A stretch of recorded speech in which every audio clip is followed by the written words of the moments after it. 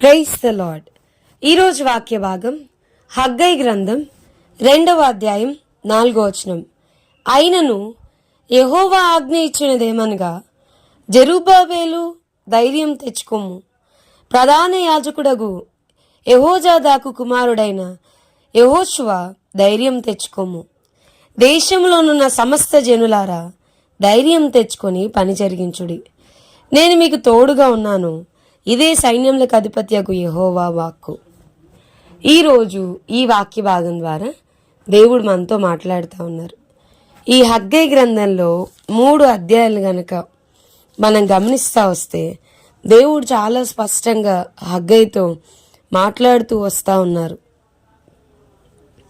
ఏమని మాట్లాడుతూ ఉన్నారనంటే, సమయం ఇంకా రాలేదు, యెహోవా మందిరంను కట్టించుటకు సమయం ఇంకా రాలేదని ఈ జనులు చెప్పుకొనుచున్నారే అని చెప్పని. హగ్గై ప్రవక్త అయిన హగ్గైకి దేవుడు ఏమని మాట్లాడుతూ ఉన్నారంటే, చాలా విషయాలు, మీరు విస్తారంగా విత్తిన కొంచెమే పండుతా ఉంది, మీరు భోజనం చేస్తున్న ఆకలి తీరట్లేదు, పానం చేస్తున్న దాహం తీరట్లేదు, బట్టలు కప్పుకుంటున్న చలి ఆగట్లేదు, పనివారు కష్టం చేసి జీతం సంపాదించిన జీతము చినిగిపోయిన సంచిలో వేసినట్టుగా ఉంది. చాలా విషయాలు ఆయన మాట్లాడుతూ వస్తూ ఉన్నారు. నేను భూమికిని పర్వతములకును అనావృష్టి కలుగజేసి ధాన్యం విషయంలోను ద్రాక్షారసం విషయంలోను తైలం విషయంలోను భూమి ఫలించు సమస్తము విషయంలోను మనుషుల విషయంలోను పశువుల విషయంలోను చేతి పనులన్నిటి విషయంలోను క్షామము పుట్టించి ఉన్నాను అని చెప్తా ఉన్నారు. అసలు చాలా స్పెసిఫిక్గా 20 కొప్పల కంకులు వేయగా 10 కొప్పలంత ధాన్యమే తేలుచున్నది.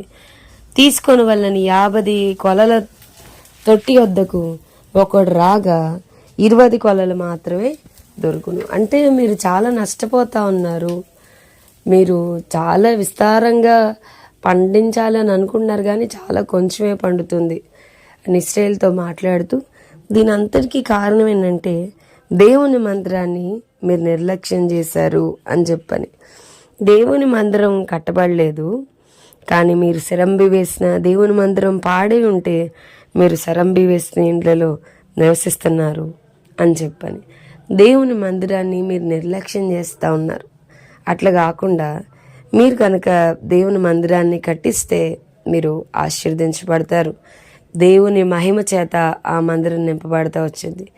నా ఆత్మ మీ మధ్య ఉంటుందని చెప్పని మరి దేవుడు ఎంతో స్పష్టంగా ప్రవక్త హగ్గై ద్వారా మాట్లాడడం మనం చూస్తా ఉన్నాం.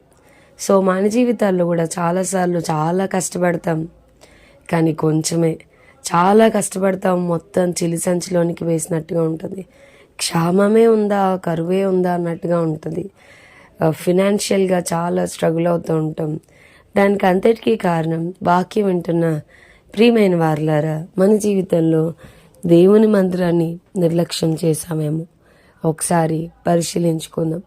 మందిరంలో మనం గడిపే సమయాన్ని, దేవునికి ఇచ్చే సమయాన్ని నిర్లక్ష్యం చేసేస్తా ఉన్నామేమో, దానికోసం ఒకసారి పరిశీలించుకుందాం. కీర్తనకారుడు అన్నాడు కదా, అయ్యా నీ మందిరంను గూర్చిన ఆసక్తి నన్ను భక్షించుచున్నదని.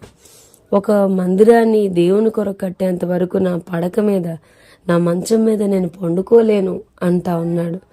దేవుని మందిరంలో 1 గంట గంట 1000 గంటల కంటే శ్రేష్టము, 1 దినము 1000 దినముల కంటే శ్రేష్టమని చెప్పారు. భక్తిహీనుల గుడారాల్లో నివసించట కంటే దేవుని మందిర ఆవరణంలో నివసించటం మేలన్నారు. ఈరోజు వాక్యం వింటున్న ప్రియమైన వారులారా, మీరు ఆశీర్వదించబడాలి అనుకుంటే, ఆర్థికంగా నిశ్చయంగా మీరు మీ చేతుల కష్టార్జితాన్ని అనుభవించాలంటే దేవుని మందిరాన్ని ప్రేమించండి. దేవుని మందిరాన్ని ప్రేమించండి.